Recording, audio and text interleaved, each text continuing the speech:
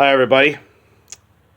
I know I'm back for another movie review, and I figured that since the next Transformers film is about to come out in theaters this coming Friday, I figure, well, I'm gonna do a marathon and go through all the other Transformers movies.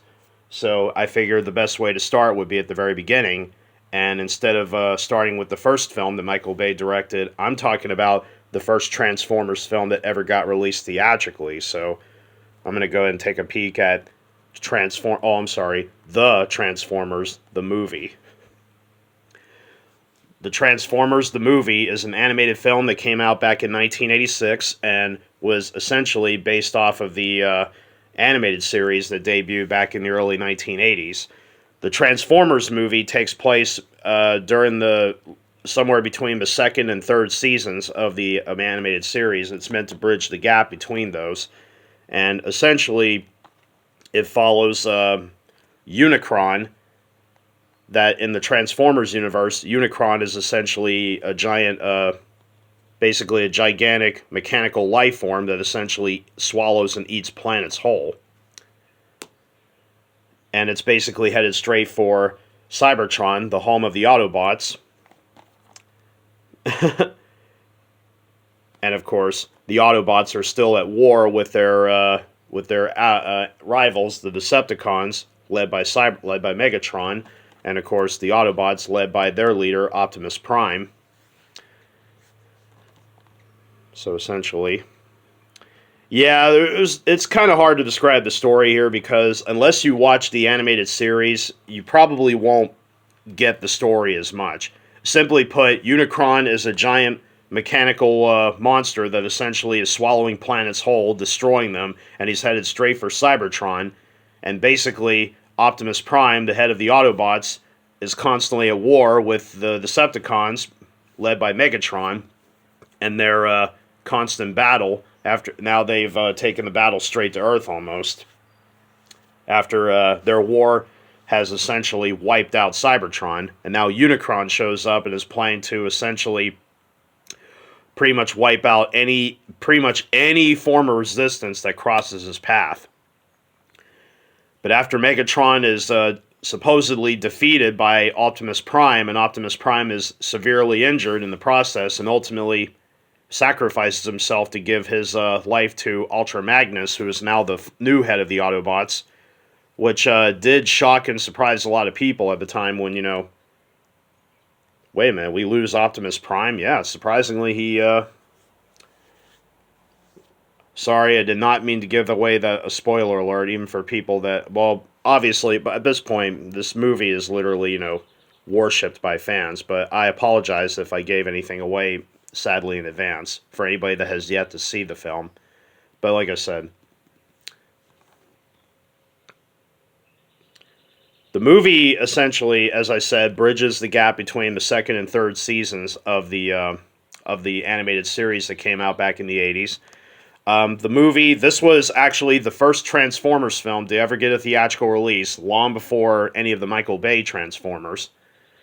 And unfortunately, the movie was a critical and financial failure upon its release. The movie was made on a budget of probably around close to maybe $6 million, and in the States alone, it grossed about just that much at the U.S. box office. And it, unfortunately, was met with mostly negative reviews that criticized the plot, criticized the violent deaths of all the Transformers. However, the animation and visuals did receive some praise. And honestly, the animation in this film is truly spectacular for the time. I mean, for a film that runs at just a mere 85 minutes, I think.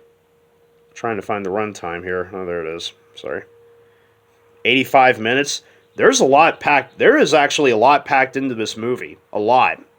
Really is. The battle scenes are incredible. It definitely runs at a very good pace, so it never feels boring. But the problem is, for newcomers who have yet to get into the film, who are like, oh, I didn't even realize there was an animated Transformers movie. If you never watched the animated series, you're probably going to be lost if you decide to watch the film. But I've never even watched the animated series growing up, so unfortunately, and also, this is probably the first time I ever laid eyes on a Transformers movie was when I picked it up on Blu-ray, so unfortunately, I I didn't unfortunately see it until very recently. But nonetheless, though, I was familiar with many of the characters. Many of the Autobots and Decepticon characters, like, Megatron, Starscream, Soundwave, and of course his eventual ultimate form, Galvatron. And of course the Autobots, we got Optimus Prime, Hot Rod, Ultra Magnus, Bumblebee shows up at one point, Jazz, and many others. So, but over time, though, the critical reception has grown slightly better over the years, way better. And now it's actually looked upon, and the Transformers movie has now gotten a huge cult following over the years.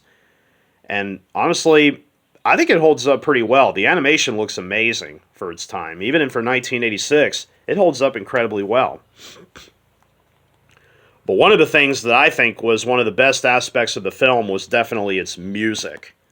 The Transformers movie is loaded with incredible music littered throughout. The actual film score by Vince DiCola, who's probably best known for, he just came fresh off of Rocky IV at the time, which also had an incredible film score, and as well as an incredible soundtrack. But the Transformers movie, oh wow, the music is incredible. Not just the film score, but also all the rock music that's littered throughout the movie as well, including a incredibly. When I started up the Blu-ray and I was getting ready to start the movie on the main menu, the Transformers theme by the metal rock group Lion just started playing, and I was just like, man, I could just listen to that thing for almost an hour and 20 minutes. And I could still be satisfied because that main theme is just so amazing. Almost makes me want to try to find the soundtrack on CD, but if anybody is trying to find it, good luck, because everywhere I went, it's incredibly pricey. But thankfully, though, the Blu-ray copy I found of the Transformers movie is not pricey at all. Yeah, I picked up the 30th anniversary edition here by Shout Factory. The Transformers movie has been released countless times on home video, DVD, Blu-ray, you name it. Shout Factory put out several flavors of the film, the 30th anniversary, and they put out a 4K version, giving it the 35th anniversary. And I think they put out a single 4K version of the movie, so it's been released multiple times on home video. So, yeah, like I said, there's not really much to say about the movie. Honestly, I found the movie to be very enjoyable, a lot of fun. Animation-wise, it's spectacular, to say the least. The action scenes are great. Of course, the deaths in the film are rather shocking, to say the least. So there really is a lot of mayhem that goes on in this movie. In some ways, maybe more than what any of the Michael Bay Transformers have. Maybe. But for an 85-minute film, it packs an awful lot into it. It really does. So anyway, let's take a look at the Shout Factory Blu-ray here. I have the cover sleeve, which is nice. I think this is one of the original poster arts of the movie. Again, like many of Shout Factory's releases, it's a reversible cover. So if you take a look at the disc here, yeah, as you can see, it pretty much is the same cover as on the cover sleeve. So there's really no need for me to go. Inside here are two discs. One disc has the film in widescreen. The other has it in full frame. I think the movie was originally animated to be in full screen, but when the movie was given a theatrical release, they decided to crop the movie and give it a widescreen transfer. So I'm thinking that the full frame version was intended to be the original version of the movie. But when I watched the movie, I decided to go for the widescreen edition. But still, it's pretty neat, though. And both discs are Blu-rays, and I think they both contain the same exact number of supplements that are on the back here, which we'll get into momentarily. As for the picture quality on the disc, honestly, it looks pretty darn good for an animated movie from the 80s. Shout Factory did a fantastic job cleaning the picture up as best as they could. Shout Factory discs are kind of hit and miss with their video transfers. Some of their discs are amazing, and some, yeah, they could put a little more effort into. But overall, I mean, this is a film that, yeah, the Blu-ray, the movie is going to show its age, being that it's well, in about 3 years, the movie's going to turn 40, if you can believe that. So the Blu-ray, obviously, this Blu-ray was released in 2016, 30th anniversary, makes sense. And honestly, looks good. I would say out of 5 stars for the video quality. Yeah, the grain shows up occasionally, so, but you gotta give it the benefit of the doubt for a movie that old. So I really am. So I would say out of 5 stars, I'd probably give it a 4 at the most. But still, it definitely looks good. I'm sure the 4K version is phenomenal, no doubt. But you can only restore the movie as far as you can. I mean, some animated films in the past they're only going to look as good as they can possibly get. So the audio, honestly, the audio is pretty good. Presented in 2 flavors. Got English 5.1 and English stereo, which are both they're both DTS tracks, I believe. Yep. So they're both presented in that. The stereo, I think, is the original. May have been the original audio track for the movie. 5.1 DTS was probably made for later releases. And honestly, sounds good. The voice acting comes out pretty well. The sound effects, the explosions, all the laser shooting effect, all the lasers stuff and being shot out. Oh yeah, it all comes out very well. So I would say also a 4-star rating out of 5 for the audio. As for the voice acting, oh yeah, there's loads of actors they picked here. You got Eric Idle, Judd Nelson, Leonard Nimoy, Robert Stack, and of course the legendary Orson Welles himself as the voice of Unicron, which, by the way, this was Orson Welles' final movie that he ever worked on before he passed away. I even watched it through the end credits because I was familiar with the fact that this was Orson Welles' final movie, but I think he passed not long after the movie came out. So if he had passed during the film's production, his name, like in memory of, would have popped up over the credits, which it didn't. So obviously he passed on probably not long after the movie came out.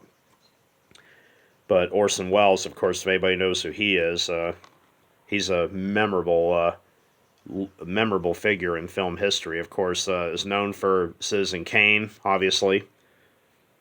And for any War of the Worlds fans, he narrated the War of the Worlds story over the airwaves back in 1938 that actually stirred up some chaos when it came out because, well, like I said, that's for another story. Maybe when I review War of the Worlds, maybe I'll talk about that maybe more. The bonus features, there's a nice batch of material here to weave through on the making of the movie. Starting off, we get Till All Are One. It's a massive, comprehensive documentary on the making of the film with many members of the cast and crew, including story consultant Flint Dilley, who had worked on several animation projects throughout the 80s. Several cast members, including Greg Berger, Susan Blue, who also is a well-known voice actress, had worked on several animation projects throughout the years. Neil Ross, Dave Gilvazon, or I don't know I'm sorry if I pronounced his name wrong. Stan Bush, who is a singer and songwriter, obviously, and he actually contributed music to the film's soundtrack. There's also an interview with composer Vince DiCola and many others. So this is actually a fun documentary to take a look at. Lots of people got interviewed here for this documentary, so kudos to Shout Factory for creating this, if they created it. Sorry. Audio commentary with director Nelson Shin, story consultant Flynn Dilley, and star Susan Blue. Nelson Shin was the writer and co-producer and director of the Transformers movie.